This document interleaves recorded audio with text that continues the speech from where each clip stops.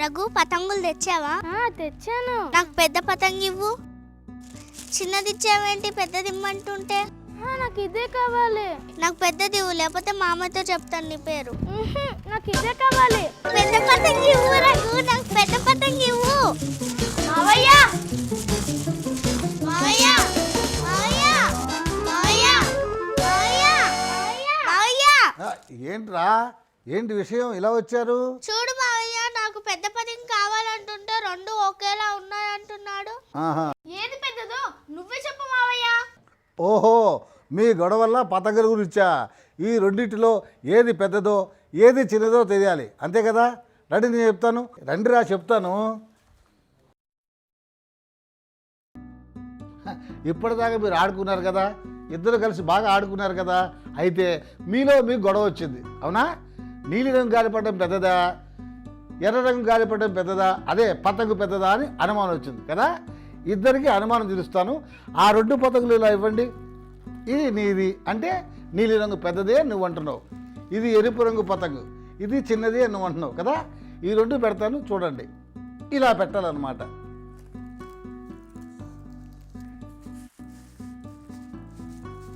చూడండి రఘు, ఇప్పుడు చెప్పు, ఏ పతంగు పెద్దదో ఏ పతంగు చిన్నదో? నీలపు రంగు పతంగు. కాదు, ఎర్ర రంగు పతంగి. కాదు కాదు, ఒక పతంగు పొడవు వెడల్పు తెలిస్తే ఏది పెద్దదో ఇట్టే చెప్పేయచ్చు. ఎలా మావయ్య? ఎలా చెప్పు మావయ్య? చెబుతా. ఎలాగంటే ఒక వస్తువు వైశాల్యం తెలిస్తే ఏది పెద్దదో ఏది చిన్నదో ఇట్టే చెప్పేయచ్చు, లేదా తెలుసుకోవచ్చు. ఎలాగో చెప్పు మావయ్య. ముందుగా వైశాల్యం ఎలా కనుక్కోవచ్చో తెలుసుకుందాం, సరేనా? అలాగే మావయ్య. వైశాల్యం గురించి తెలుసుకోవాలంటే ముందుగా గ్రాఫ్ కాగితం గురించి తెలుసుకోవాలి. ఎందుకంటే గ్రాఫ్ కాగితాన్ని ఉపయోగించే వైశాల్యాన్ని కనుక్కుంటాం.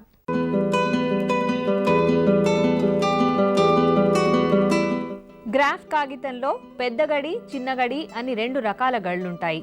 పెద్ద గడిని మందమైన గీతలతోనూ చిన్న గడిని సన్నని గీతలతోనూ గుర్తిస్తారు.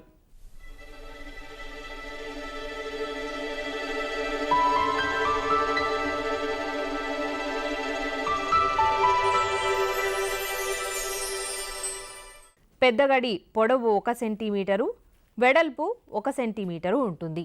అంటే మొత్తం పెద్ద గడి ఆక్రమించే వైశాల్యం 1 చదరపు సెంటీమీటరు. ఇప్పుడు ఈ పెద్ద గడిలో ఎన్ని చిన్న గడులున్నాయో చూద్దాం. పొడవులో 10 చిన్న గడులు,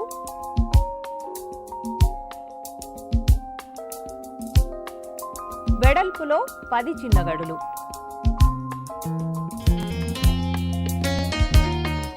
అంటే మొత్తం పెద్ద గడిలో ఉన్న చిన్న గళ్ల సంఖ్య 100. అంటే ఇక్కడ పెద్ద గడిలో 1 సెంటీమీటరు 10 సమాన విభాగాలుగా విభజింపబడింది. అంటే ఒక్కొక్క విభాగం పొడవు 1 మిల్లీమీటరు. అలాగే 1 సెంటీమీటరు వెడల్పు 10 సమాన విభాగాలుగా విభజింపబడింది. అంటే ఒక్కొక్క విభాగం పొడవు 1 మిల్లీమీటరు. ఈ చతురస్రాకార గడిలో మొత్తం 100 చిన్న చిన్న చతురస్రాలున్నాయన్నమాట. ఇంకా సులభంగా చెప్పాలంటే 1 చదరపు సెంటీమీటరు వైశాల్యము 100 చదరపు మిల్లీమీటర్లుగా సమానంగా విభజింపబడింది. 1 చదరపు సెంటీమీటరు = 100 చదరపు మిల్లీమీటర్లు. మన చుట్టూ ఉన్న వస్తువుల్లో ఎన్నో రకాల వస్తువులుంటాయి. వాటిలో కొన్ని క్రమాకారమైనవి, మరికొన్ని అక్రమాకారమైనవి. క్రమాకారమైన వస్తువులకు ఉదాహరణగా దీర్ఘచతురస్రాన్ని చెప్పుకోవచ్చు. ఉదాహరణకు ఈ దీర్ఘచతురస్రాన్ని చూస్తే దీని పొడవు 10 సెంటీమీటర్లు, వెడల్పు 6 సెంటీమీటర్లు. ఇప్పుడు దీని వైశాల్యాన్ని కనుక్కుందాం. దీర్ఘచతురస్రం యొక్క వైశాల్యాన్ని కనుక్కోవడానికి సూత్రం పొడవు ఇంటూ వెడల్పు.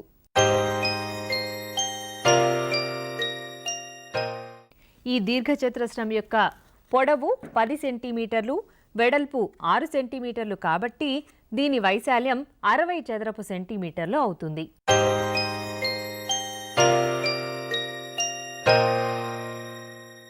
ఇప్పుడు గ్రాఫ్ కాగితాన్ని ఉపయోగించి ఈ దీర్ఘచతురస్రం యొక్క వైశాల్యాన్ని కనుక్కుందాం. ముందుగా గ్రాఫ్ కాగితంపై దీర్ఘచతురస్రాన్ని అమర్చి దాని అంచుల వెంబడి అవుట్లైన్ గీయాలి.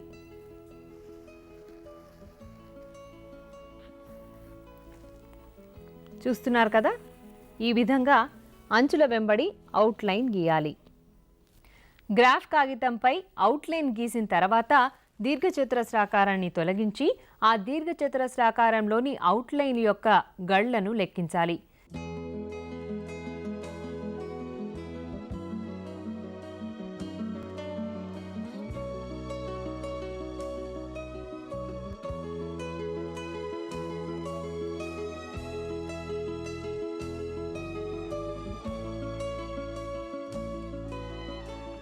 ఇప్పుడు దీని లోపల ఉన్న గళ్ళని లెక్కిద్దాం.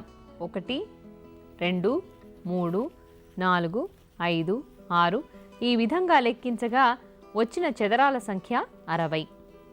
ఈ దీర్ఘచతురస్రాకారంలోని గళ్ల సంఖ్య 60.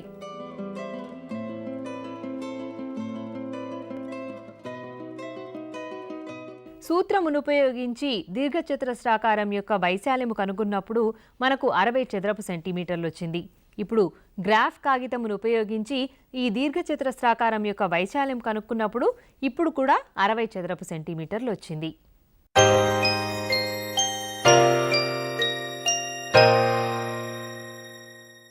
క్రమాకార వస్తువులకు మరొక ఉదాహరణగా చతురస్రాన్ని తీసుకోవచ్చు. మన దగ్గరున్న ఈ చతురస్రం యొక్క భుజం కొలత 6 సెంటీమీటర్లు. చతురస్రాకార వైశాల్యాన్ని కనుక్కోవడానికి సూత్రము భుజము ఇంటూ భుజము. అంటే 6 ఇంటూ 6 36 చదరపు సెంటీమీటర్లు అవుతుంది. దీని వైశాల్యం 36 చదరపు సెంటీమీటర్లు అన్నమాట.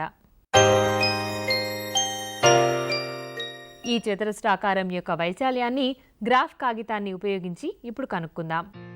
ఈ చతురస్రాకారాన్ని గ్రాఫ్ కాగితంపై ఉంచి అవుట్లైన్ గీయాలి. చతురస్రాకారాన్ని తొలగించి స్కేల్ను ఉపయోగించి మళ్ళీ వాటిని గీయాలి.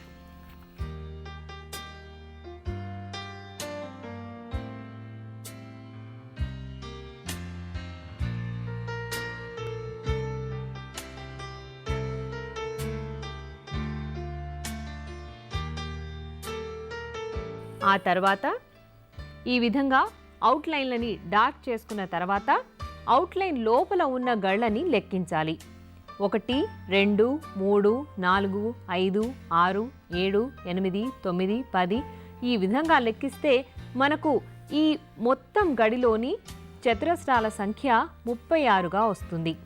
అంటే ఈ చతురస్రాకారం యొక్క వైశాల్యము 36 చదరపు సెంటీమీటర్లు అన్నమాట.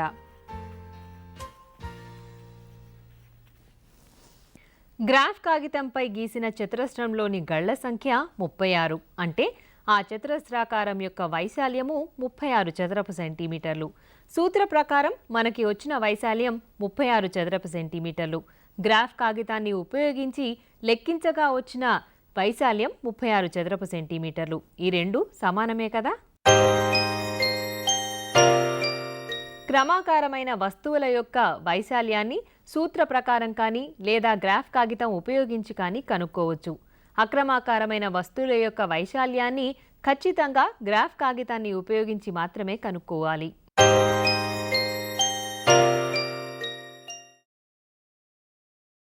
అక్రమాకార వస్తువులకు ఉదాహరణగా ఆకును తీసుకోవచ్చు.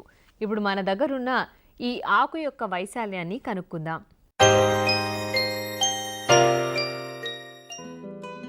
ముందుగా గ్రాఫ్ కాగితంపై ఈ ఆకును పెట్టి అవుట్లైన్ గీయాలి. ఈ విధంగా అవుట్లైన్ గీసుకోవాలి.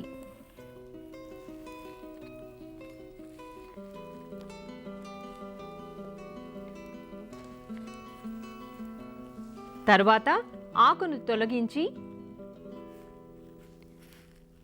ఆల్రెడీ గీసుకుని ఉన్న అవుట్లైన్ని డార్క్ చేసుకోవాలి.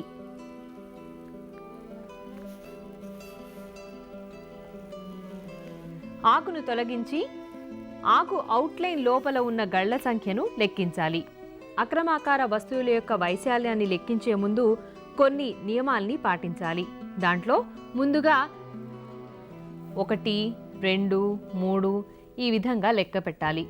ఒక చదరం, చదరంలో సగం మరియు చదరంలో సగం కన్నా ఎక్కువ ఉంటే దానిని లెక్కలోకి తీసుకోవాలి. సగం కన్నా తక్కువ ఉంటే దాన్ని వదిలివేయాలి. చూస్తున్నారు కదా, ఈ గ్రాఫ్లో ఈ గడి సగం కంటే ఎక్కువగా ఉంది, అంటే ఇది సగం కన్నా ఎక్కువ చతురస్రం. దీన్ని మనం లెక్కలోకి తీసుకోవచ్చు. దీన్ని కూడా సగం కన్నా ఎక్కువ కాబట్టి లెక్కలోకి తీసుకోవచ్చు. ఇక ఈ చతురస్రానికి వస్తే ఇది సగం కన్నా తక్కువ కాబట్టి దీన్ని లెక్కలోకి తీసుకోకూడదు. గ్రాఫ్ కాగితంపై ఆకు అవుట్లైన్లోని చదరాలను లెక్కించగా వచ్చిన చదరాల సంఖ్యనే ఆకు యొక్క వైశాల్యం అవుతుంది.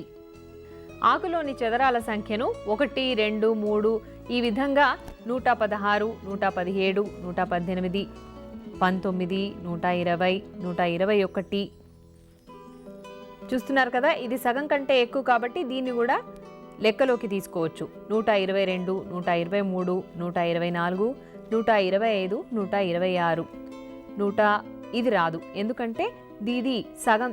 ఈ చతురస్రం చూస్తే దీంట్లో సగం కంటే తక్కువగా ఉంది కాబట్టి దీన్ని లెక్కించవద్దు. గ్రాఫ్లో ఆకులోని చదరాల సంఖ్యను లెక్కించగా 126 చదరాలు వచ్చాయి. అంటే ఆకు యొక్క వైశాల్యం 126 చదరపు సెంటీమీటర్లు అన్నమాట. ఆకు వైశాల్యం = చదరాల సంఖ్య = 126 చదరపు సెంటీమీటర్లు. ఇప్పుడు నా అరచేయి వైశాల్యాన్ని గ్రాఫ్ పేపర్ని ఉపయోగించి ఎలా కనుక్కోవాలో చూద్దాం.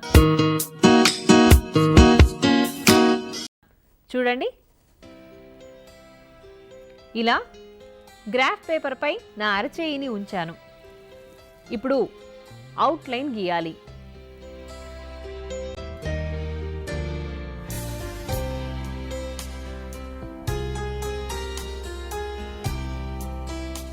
ఈ విధంగా అవుట్లైన్ని గీసుకోవాలి. ఆ తర్వాత అవుట్లైన్ మీదుగా మళ్ళీ ఒక డార్క్ లైన్ని డ్రా చేయాలి.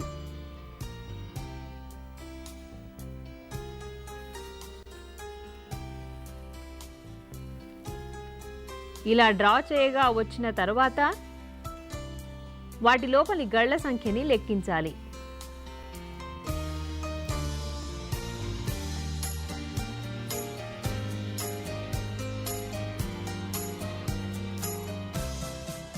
ఇప్పుడు గళ్ల సంఖ్యని లెక్కిద్దాం. 1, 2, 3, 4, 5, 6, 7, 8, 9, 10, 11, 12, 13, 14, 15, 16, 17, 18, 19, 20, 21, 22, 23, 24, 25, 26. ఇక్కడ ఈ ఆకారంలో చూసినప్పుడు 17వ గడి చదరం కంటే ఎక్కువగా ఉంది, కానీ ఈ గడి సగం కంటే తక్కువగా ఉంది. సగం కంటే తక్కువగా ఉన్న గడిని వదిలేసి సగము కంటే ఎక్కువగా ఉన్న గళ్లను మాత్రమే లెక్కలోకి తీసుకోవాలి. ఈ విధంగా లెక్కించగా మనకు వచ్చిన మొత్తం గళ్ల సంఖ్య 80. అంటే ఈ చేయి యొక్క వైశాల్యం 80 చదరపు సెంటీమీటర్లు అన్నమాట.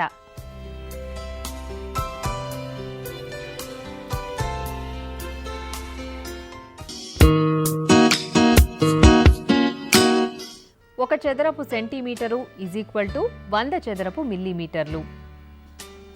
దీర్ఘ చతురస్ర వైశాల్యం = పొడవు ఇంటూ వెడల్పు. చతురస్ర వైశాల్యం = భుజము ఇంటూ భుజము.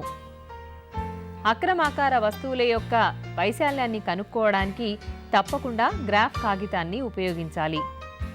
అక్రమాకార వస్తువును గ్రాఫ్ కాగితంపై ఉంచి ఆ ఆకారంలోని చదరాల సంఖ్యను లెక్కించినప్పుడు అది వైశాల్యానికి సమానమవుతుంది.